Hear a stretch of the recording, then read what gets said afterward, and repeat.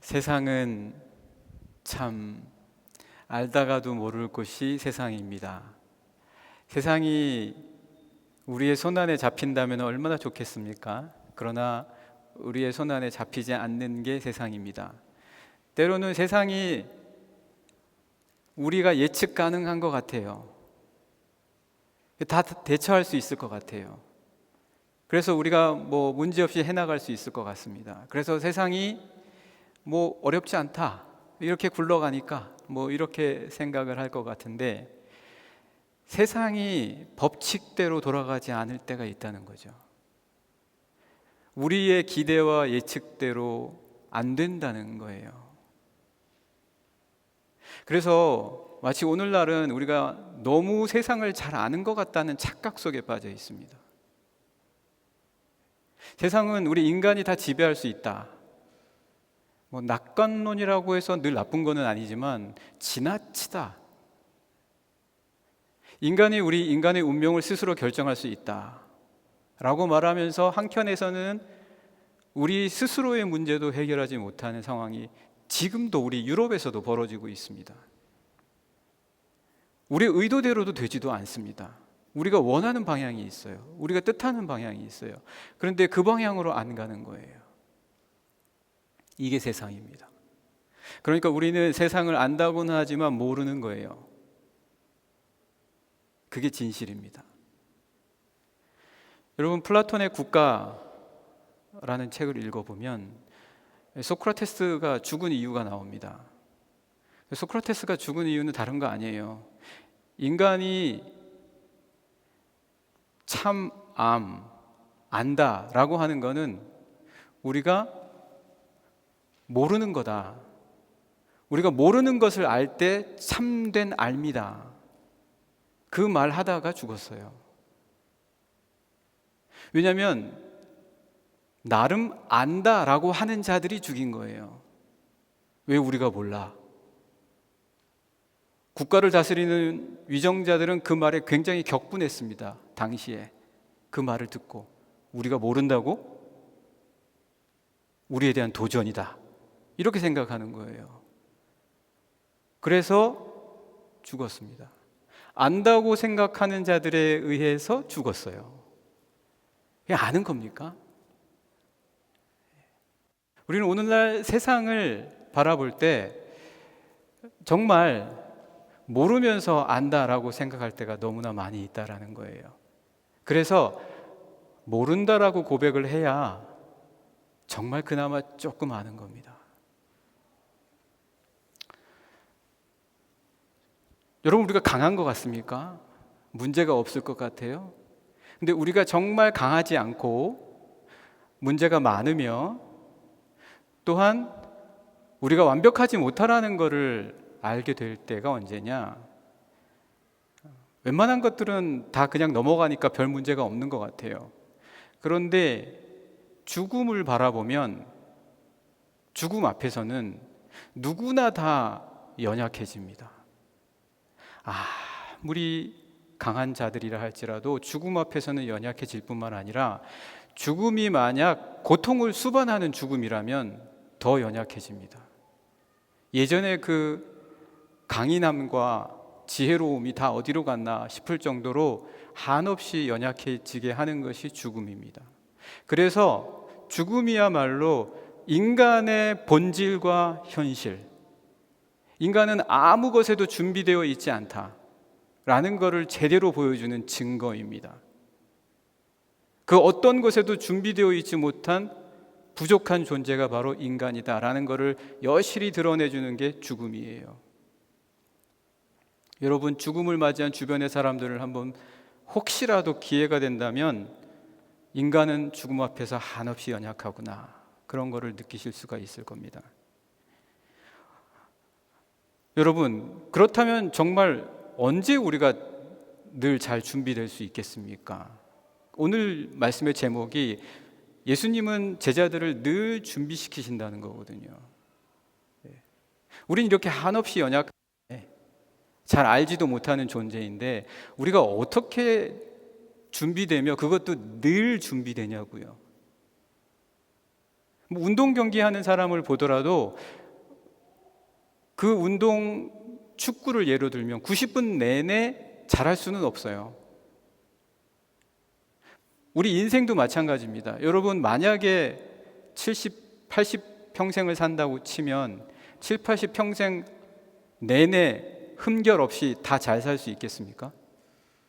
실수가 있는 시기가 있어요. 늘 준비되지 못하는 겁니다. 언젠가는 연약해질 때가 있어요. 운동 경기 하는 사람들도 내내 90분 동안 집중력을 갖고 하지 못한다는 거예요. 한눈 팔 때가 있어요.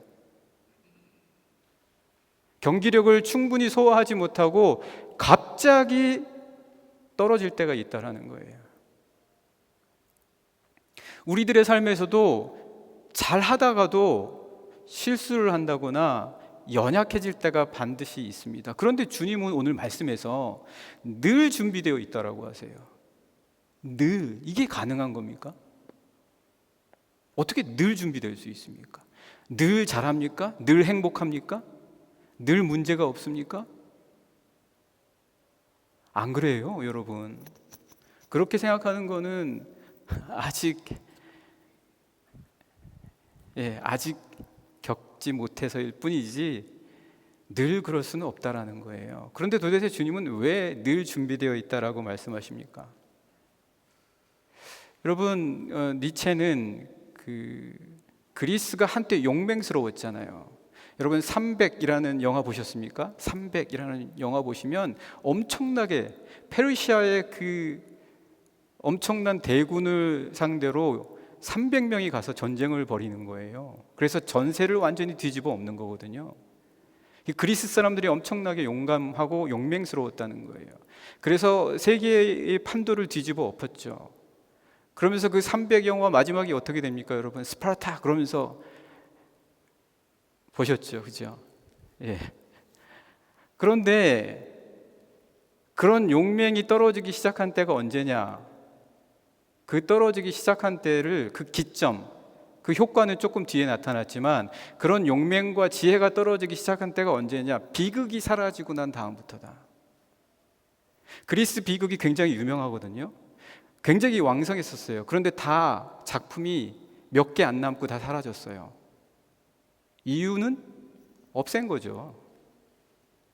그 작품들을 없앤 거예요. 이런 쓸데없는. 그러면서 그걸 없앤 거예요. 그런데 아이러니하게도 그 비극이 왕성할 때가 그리스가 가장 용맹스럽고 가장 뛰어났던 그때부터 부흥하기 시작했다라는 거예요. 이 영국도 보세요. 셰익스피어의 4대 비극 있잖아요. 햄릿을 비롯해서. 그 당시 엘리자베스 여왕 시대에 가장 왕성했단 말이죠. 비극이 뭔데? 죽음입니다. 죽음이에요. 죽음을 이야기하는 사람들이 왜 강한 거죠? 죽음을 이야기할 때 가장 자신이 불완전하다는 것을 알게 되는 거예요. 그래서 완전을 추구하는 거예요. 죽음을 이야기할 때 자신들이 가장 지혜롭지 못한 순간에 사라질 수 있는 존재라는 걸 인식하게 되는 거예요. 여러분, 오늘 주님이 아까 읽으셨지만 내용을 사실은 제자들이 예수님의 형제들 야고보, 요한, 유다, 시몬과 같은 형제들이 있었잖아요. 그 형제들이 예루살렘으로 올라가자고 그러는데 예수님이 안 가시겠다고 해요. 안 가시는 이유가 죽음 때문이에요. 그런데 주님 곧 죽으세요. 그런데 유대인들이 죽이려 하기 때문에 안 가신다고 해요. 이게 납득할 만한 이유가 됩니까? 납득할 만한 이유라고 한다면 예수님은 여기서 죽음을 준비하시는 거예요. 죽음을 위해서 죽음을 피하시는 거예요. 그거밖에는 없어요. 한번 읽어볼까요? 네, 1절부터 3절까지의 말씀 같이 읽어보겠습니다. 오늘 여러분 주보 안쪽에 보시면 본문 1절부터 3절까지입니다. 같이 읽겠습니다. 시작. 그 후에 예수께서 갈릴리에서 다니시고 유대에서 다니려 아니하심은 유대인들이 죽이려 함이로라. 그러니까 유대인들이 죽이려고 하기 때문에 안 가시겠다라는 거예요. 곧 죽으시는데 그러면 왜 죽음을 위해서 죽음을 피하시냐는 거예요. 죽음을 짊어지시는 거예요. 죽음을 자기 몸에 나타내시는 거예요. 죽을 사람으로서 살아계시는 거예요. 죽기 위해서 지금 사시는 거예요.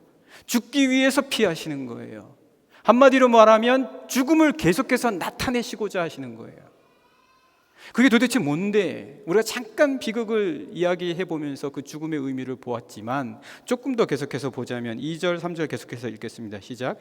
유대인의 명절인 초막절이 가까운지라 그 형제들이 예수께 이르되 당신이 행하는 일을 제자들도 보게 여기를 떠나 유대로 가소서.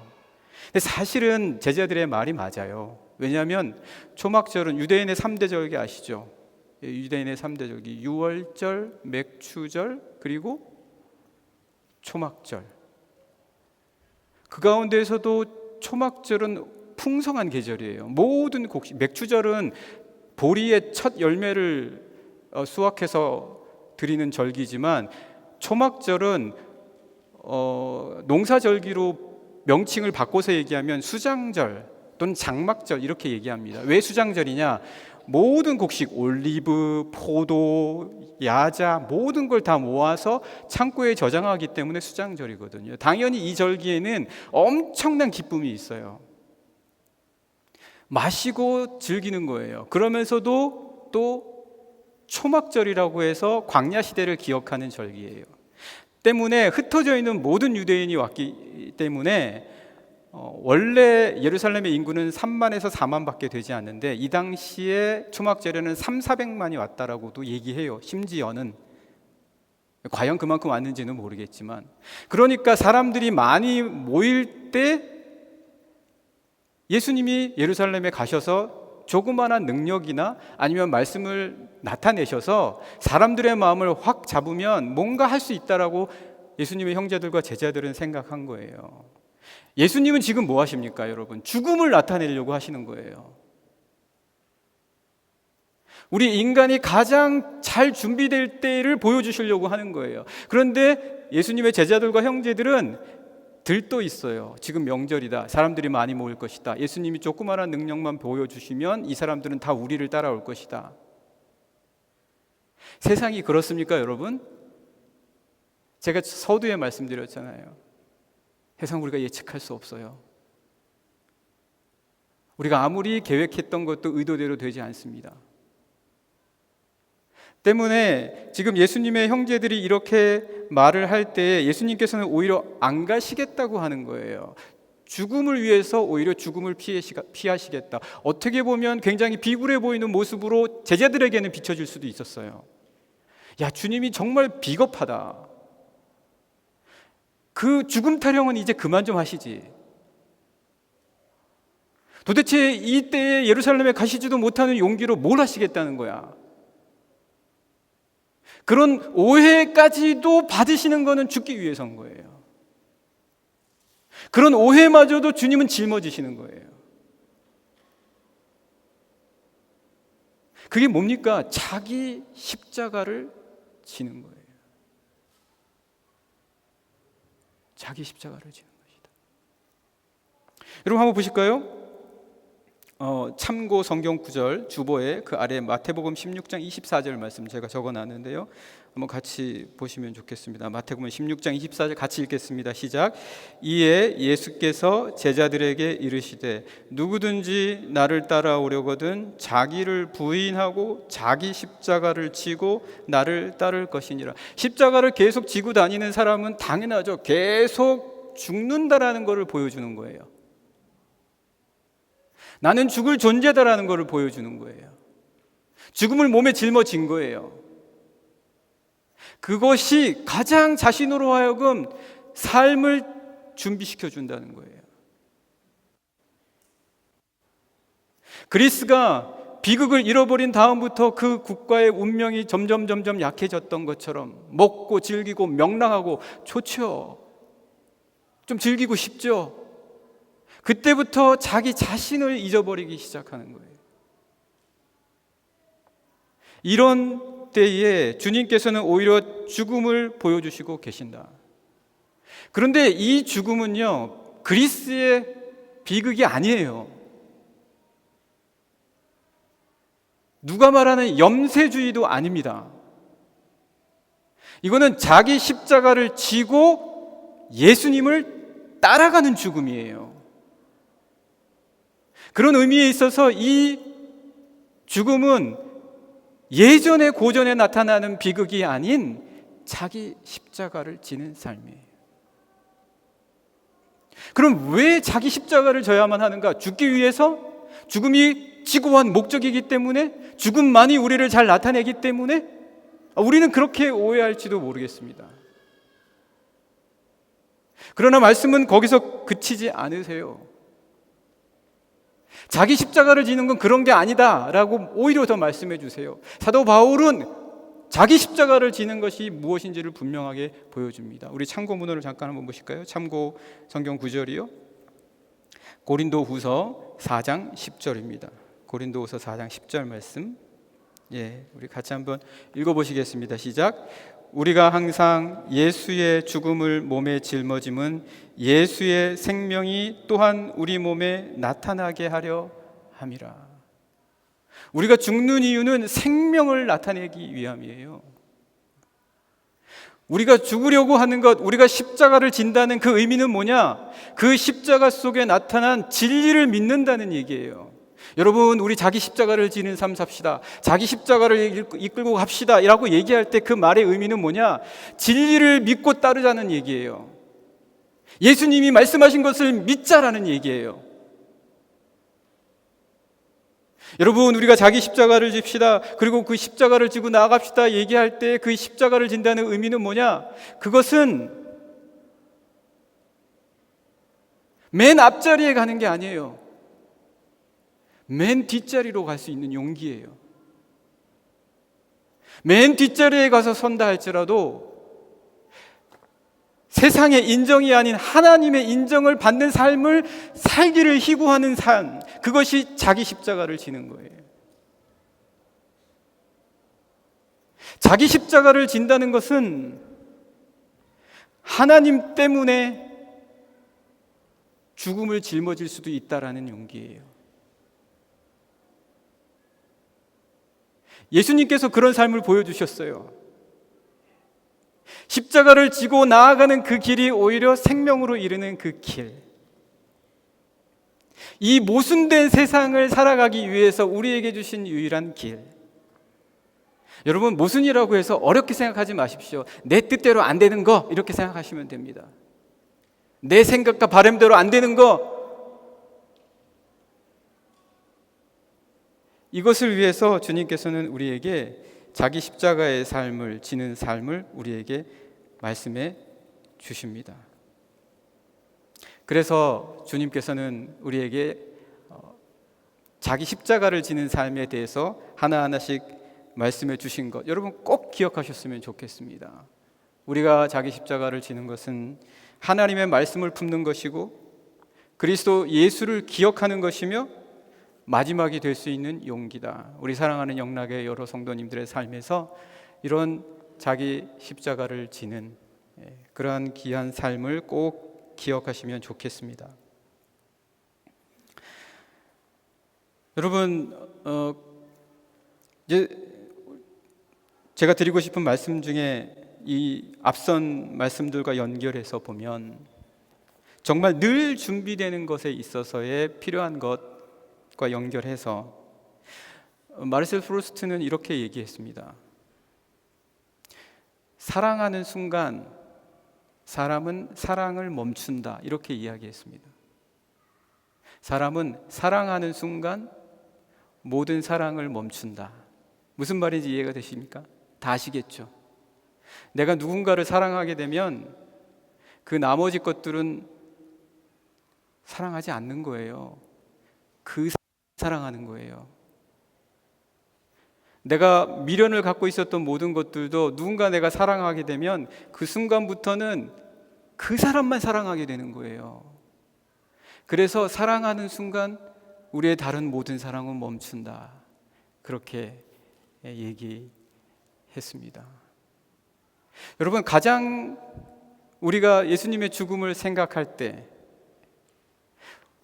우리는 잘 준비되지 못했다라고 여기지만 죽음을 떠올리고 자기 십자가를 지는 그 사람에게는 가장 완벽한 때를 바라보는 자들이 될 수 있기 때문에 우리는 그 준비의 때로 말미암아 온전해질 수 있고 모든 면에 있어서 준비될 수 있다라는 말씀으로 같이 생각해 볼 수가 있습니다. 그래서 앞서서 말씀 함께 나누었던 것처럼 사랑은 완전하게 하는 것이다 라고 말씀드린 것, 이것처럼 예수님이 말씀하시는 자신의 때, 이 때야말로 우리의 때를 가장 완벽하게 해주시는 것이다. 그래서 주님은 마지막 말씀에서 모든 대화를 바꾸어 놓으세요. 모든 대화를 바꾸어 놓으십니다. 한번 말씀 보실까요? 네, 오늘 본문 4절, 5절, 6절 저희가 오늘 읽지 않았죠. 4절, 5절, 6절부터 먼저 읽어보겠습니다. 같이 읽겠습니다. 시작. 스스로 나타나기를 구하면서 묻혀서 일하는 사람이 없나니 이 일을 행하려 하거든 자신을 세상에 나타내소서 하니 이는 그 형제들까지도 예수를 믿지 아니함이로라.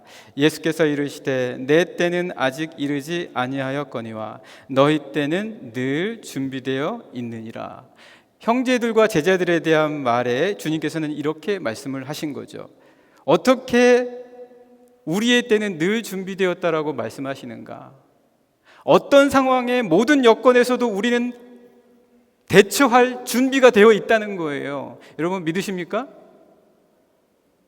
믿으세요? 저는 못하겠습니다. 저는 이런 상황에서는 해결의 방법을 못 찾겠어요. 어떻게 할 수를 모르겠어요. 이러시렵니까? 모든 상황에서도 늘 준비되어 있다라는 주님의 말씀을 믿으십니까? 믿으십시오. 믿으십시오. 어떤 상황이든. 어떻게요? 자기 십자가를 지고 가는 거예요. 자기 십자가를 지고 가십시오. 예수님을 기억하고 진리를 품고 마지막이 될 용기를 내십시오. 거꾸로 가면 안 돼요. 자, 그렇다면 마지막 7절, 8절, 9절에서는 주님이 어떤 식으로 대화를 바꿔 놓으시냐? 자, 7절, 8절, 9절 말씀 같이 읽으시겠습니다. 시작. 세상이 너희를 미워하지 아니하되 나를 미워하나니 이는 내가 세상의 일들을 악하다고 증언함이라.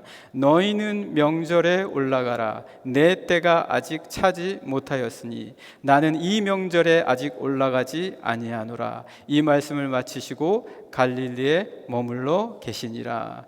여러분, 지금 예수님은 여기서부터 모든 대화를 너희로 맞추고 계십니다. 너희로 맞추고 계십니다. 7절 말씀 보실까요?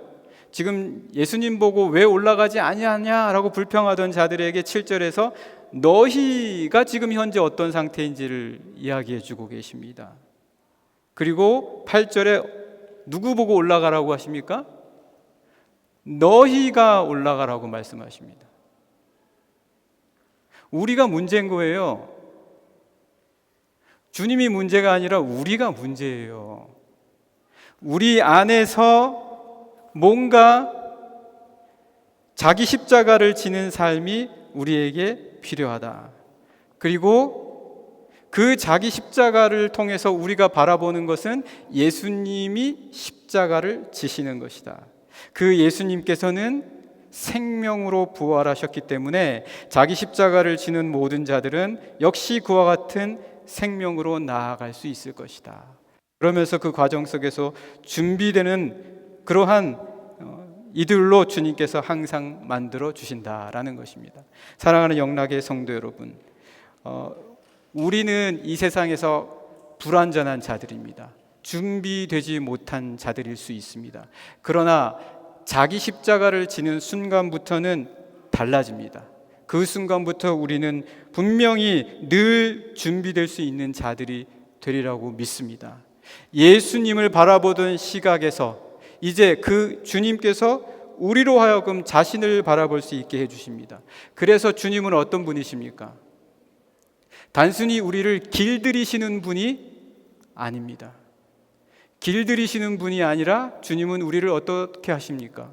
주님은 우리를 기르시는 분이십니다. 여러분, 물론 우리가 온유의 뜻은 길들여지다라고 생각은 하지만 주님께서는 우리를 기르시는 자들입니다. 그래서 그 말씀이 시편 23편에 잘 나와 있는데요. 우리 한번 같이 말씀 보실까요? 시편 23편, 우리 참고 말씀 구절에 나와 있습니다. 시편 23편, 저희가 같이 한번 읽고 말씀을 마무리하도록 하겠습니다. 시편 23편 1절, 어떻게 주님께서는 우리가 길들여지는 게 아니라 우리를 길러주시는가? 그래서 우리를 모든 것에 늘 준비되어 있는 자로 이끌어 주신다는 게 무엇인가? 그것을 우리가 한번 시편 23편을 통해서 보도록 하겠습니다. 시작. 여호와는 나의 목자시니 내게 부족함이 없으리로다. 그가 나를 푸른 풀밭에 누이시며 쉴 만한 물가로 인도하시는도다. 내 영혼을 소생시키시고 자기 이름을 위하여 의의 길로 인도하시는도다. 내가 사망의 음침한 골짜기로 다닐지라도 해를 두려워하지 않을 것은 주께서 나와 함께 하심이라. 주의 지팡이와 막대기가 나를 안위하시나이다. 주께서 내 원수의 목전에서 내게 상을 차려주시고 기름을 내 머리에 부으셨으니 내 잔이 넘치나이다. 내 평생의 선하심과 인자하심이 반드시 나를 따르리니 내가 여호와의 집에 영원히 살리로다. 아멘이십니까? 여러분, 저하고 여러분 사이에 꼭 우리 기억합시다. 자기 십자가를 지는 겁니다. 그게 어떤 의미인지 말씀드렸고요. 그렇게 해서 우리가 비극에 빠지자는 얘기가 결코 아닙니다. 예수님을 따라가자는 얘기예요. 그렇게 될 때 여러분 걱정하지 마십시오. 모든 것에 늘 준비될 수 있을 줄 분명 믿습니다. 같이 우리 믿습니다라고 얘기하면 좀 좋겠습니다. 믿으십니까? 어떠한 삶에 어떠한 일이 오더라도 늘 준비되시는 사랑하는 우리 영락의 성도님들 모두 되시기를 간절히 축복합니다.